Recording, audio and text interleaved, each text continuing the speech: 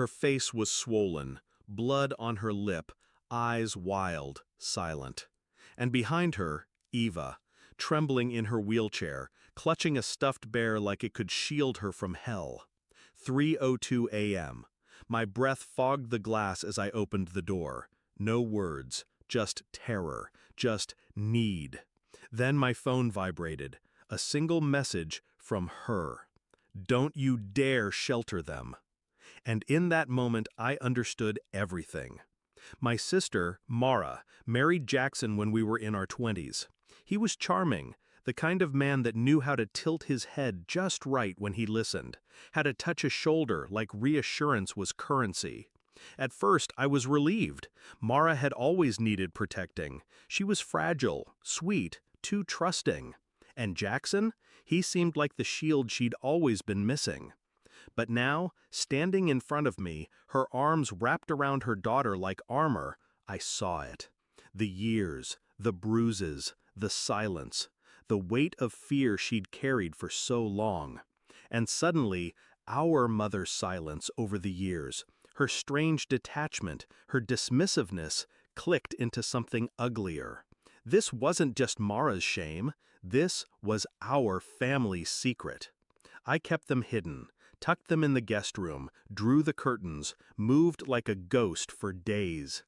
Eva didn't speak, not until day 3 when she whispered, "He locks her in the basement when she talks too much." I gripped the edge of the sink until my knuckles cracked white.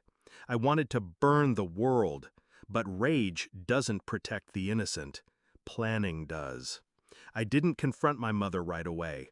I let her keep texting, calling, insisting this wasn't my business. So I made it my business. I started with photos, quiet ones, the bruises, the scars. I documented everything Mara allowed. I contacted a friend, one of those women who worked in the shadows, domestic abuse lawyer, silent warrior. We filed, secretly, quietly, relentlessly. Restraining order, emergency custody. But legal papers weren't enough, not with a man like Jackson. I visited their house, told him I was just checking on things for Mara. He opened the door with that smug smile. "How's my little runaway doing?" I smiled back. "Healing." He laughed, called her dramatic, said she'd always had episodes.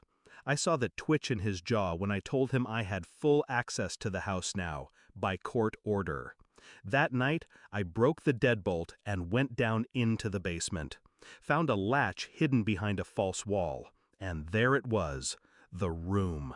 No windows, soundproofing, a single chair in the center, and a baby monitor, like it had once belonged to Eva.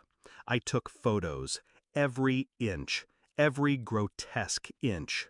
Then I drove to my mother's house, put the printed photos on her kitchen table. "You knew," I said, "and you let it happen." She didn't deny it. She didn't even look shocked.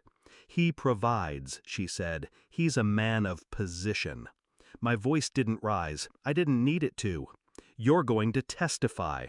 She laughed in my face. "I'll do no such thing." So I pulled out her letters, the ones she used to send Mara when she was pregnant, the ones where she warned her not to provoke Jackson. I'd taken them from the attic during a holiday visit years ago, back when I thought they were just controlling, not confessional. Now, they were leverage. Court moved fast after that. The judge saw the photos, the basement, the bruises. And when Eva finally found the courage to speak, her trembling voice cracked the silence wide open. Jackson lost everything: custody, status, power. And when they cuffed him in the courtroom, he turned to me and hissed, "This was you." I didn't flinch. I just looked him in the eye and said, "She's not alone anymore." But that wasn't the end. See, monsters like Jackson don't disappear quietly. He had friends, connections, a network of cowards in suits and golf clubs. So I exposed them. I sent anonymous packages, photos, transcripts, names, to wives, employers, churches. One by one, their dominoes fell. sponsorships, reputations, social circles. You don't get to hide behind prestige while you terrorize little girls in wheelchairs. Months passed. Mara started smiling again, real smiles. Eva drew a picture of us, labeled it, "My Safe People." And our mother? She moved away.